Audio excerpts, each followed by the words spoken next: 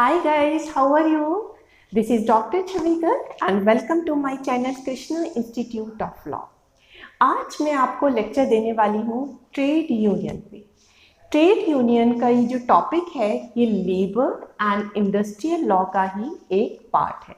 तो आज मैं आपको बताऊंगी ट्रेड यूनियन का मीनिंग क्या होता है। एक्चुअली सभी लोगों ने सुना होता है कि व्हाट इज ट्रेड यूनियन, लेकिन इसका एक्चुअल मीनिंग क्या होता है ये बच्चों को बिल्कुल भी समझ नहीं आता है। और जब आप बुक से ये वाले टॉपिक करते हैं इंडस्ट्रियल लॉ के जनरली, तो वो बहुत ड्राई और थोड़े से टेक्निकल हो जाते हैं, जिससे बच्चों को ये लर्न करने में और सबसे बड़ी बात है इसे समझने में जो है बहुत मुश्किल होती है।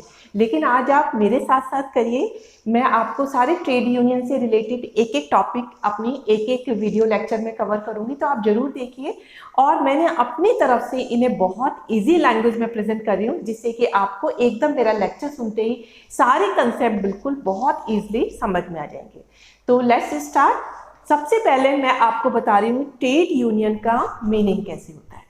अगर मैं एक लेमन की लैंग्वेज में आपको समझाती हूँ, तो ये एक एसोसिएशन होता है वेजेस अर्नर का। किसका एसोसिएशन होता है? वेजेस अर्नर का होता है। और ये इस पर्पस के लिए होता है कि उनकी वर्क से रिलेटेड जो कंडीशन है उनको एम्प्लॉयर को थोड़ा सा बार्गेनिंग करके, उनको थोड़ा सा प्रेशराइज करके उनकी वो कंडीशन को मेंटेन करें। तो ये तो हो गई लेमन लैंग्वेज में।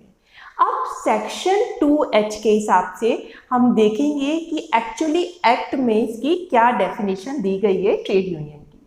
तो अकॉर्डिंग टू सेक्शन 2H, कौन सा सेक्शन मैंने बताया? Section 2H। इसमें सेक्शन थोड़े से इंपॉर्टेंट हो जाते हैं, इसलिए मैंने बार बार रिपीट किया, जिससे कि आपको लर्न हो जाए कि ट्रेड यूनियन का मीनिंग आपका सेक्शन 2H में आता है।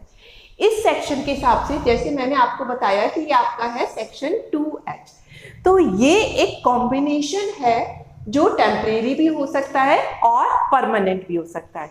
तो ट्रेड यूनियन क्या हुआ? ये एक कॉम्बिनेशन है लोगों का जो कि परमानेंट भी हो सकता है और टेम्परेरी भी हो सकता है। अगर कोई कॉम्बिनेशन टेम्परेरी है, हम इसी वजह से ये नहीं कह सकते कि ये ट्रेड यूनियन इनवैलिड है, क्योंकि एक्ट में दोनों चीजें कही है कि टेम्परेरी भी हो सकता है और परमानेंट भी हो सकता है।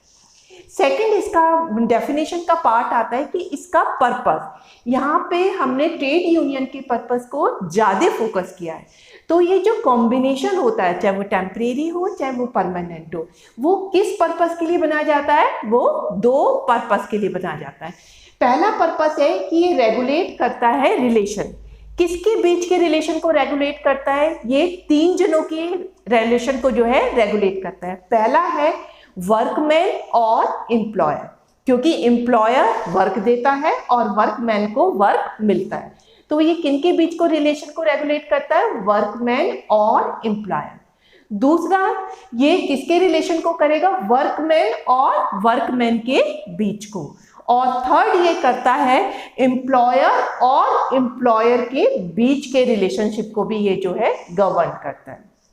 तो पर्पस में सबसे पहला पर्पस क्या होगा कि ये रेगुलेशन करता है किस चीज का? रिलेशनशिप। ये तीन कैटेगरी के रिलेशनशिप को जो है गवर्न करता है। पहला है वर्कमैन और एम्प्लॉयर के बीच में, सेकंड है वर्कमैन और वर्कमैन के बीच में, थर्ड है एम्प्लॉयर और एम्प्लॉयर के बीच में। यहाँ पे वर्ड एम्प्लॉय आ गया है, लेकिन ये एम्प्लॉय ना होकर आपका एम्प्लॉयर है, तो ये एम्प्लॉयर और एम्प्लॉयर के बीच में करता है। फर्स्ट पर्पस तो ये हो गया। सेकंड पर्पस इसका हो जाता है कि ये कोई भी ट्रेड और किसी भी बिजनेस, किसी भी इंडस्ट्री के कंडक्ट के लिए उन पे कोई भी रेस्ट्रिक्टिव कंडीशन लगवा सकता है। तो सेकंड पर्पस क्या हुआ? किसी भी बिजनेस, ट्रेड, इंडस्ट्री के कंडक्ट के लिए ये उनके ऊपर कोई भी रेस्ट्रिक्टिव कंडीशन लगा सकता है। तो ये होता है ट्रेड यूनियन की डेफिनेशन। आपको क्लियर हो गई होगी। ट्रेड यूनियन की डेफिनेशन में पहले आप बताएंगे it is a combination whether permanent और टेम्परेरी। दूसरा हो जाता है इसका जो पर्पस है, ये दो चीजों के लिए होता है। सबसे पहले तो ये जो है रिलेशनशिप को गवर्न करता है, और सेकंड है ये बिजनेस के कंडक्ट के लिए उन पे कुछ जो है रेस्ट्रिक्टिव कंडीशन लगाता है। लेकिन एक्ट में साथ साथ दिया गया है कि तीन ऐसे एग्रीमेंट होते हैं जिन्हें हम ट्रेड यूनियन नहीं मानते हैं।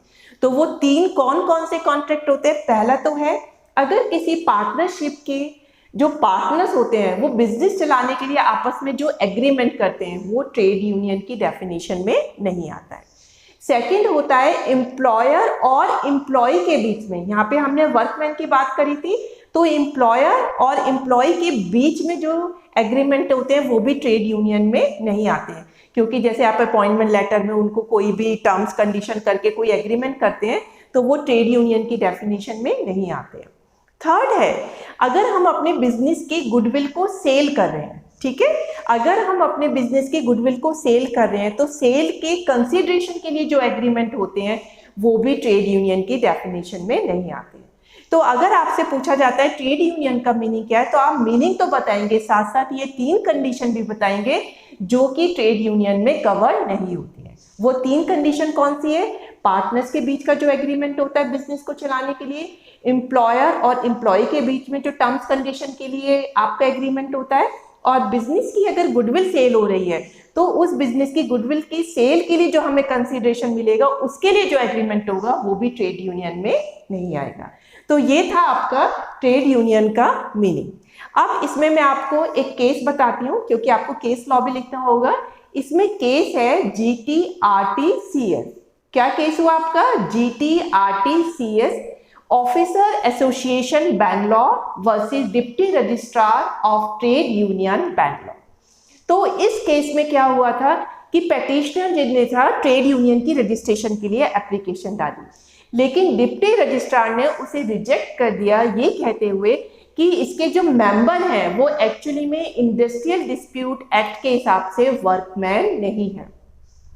लेकिन फिर इस केस में डिसाइड किया गया कि एक्चुअली ट्रेड यूनियन में वर्कमैन की हमें बहुत ही स्ट्रिक्ट और रिजिड डेफिनेशन नहीं लेनी है।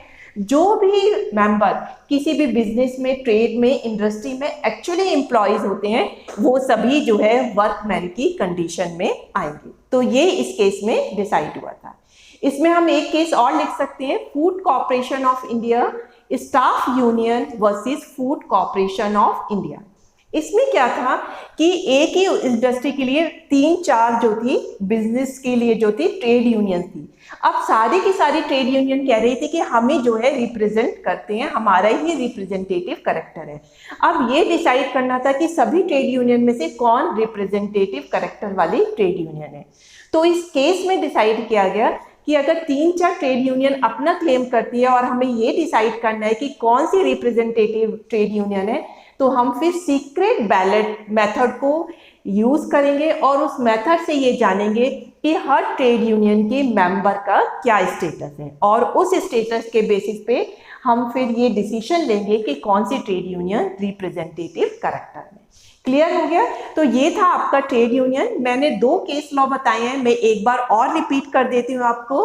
GRTCS officer association Bangalore versus deputy registrar trade union Bangalore, और सेकंड केस क्या था आपका, food corporation of India staff union versus food corporation of India. तो इस तरीके से आपको ट्रेड यूनियन का मीनिंग बताना है। पहले लेमन लैंग्वेज में बताना है, फिर सेक्शन 2H में बताना है, और फिर उसके बाद आपको बताना है कौन कौन से एग्रीमेंट ट्रेड यूनियन में नहीं आते हैं। इसके बाद आपको ये 2 केस जो है मेंशन करने हैं। आई होप कि आपको बहुत अच्छे से और बहुत ही लाइवली लैंग्वेज में समझ में आ गया होगा ट्रेड यूनियन किसे कहते हैं। अब आपको बुक रेफर करने की कोई जरूरत नहीं है, और अगर आपको ट्रेड यूनियन का मीनिंग बिल्कुल अच्छे से पसंद आया है और अच्छा लगा है तो प्लीज आप लाइक करना मत भूलिएगा। That's all for today lecture. Thank you.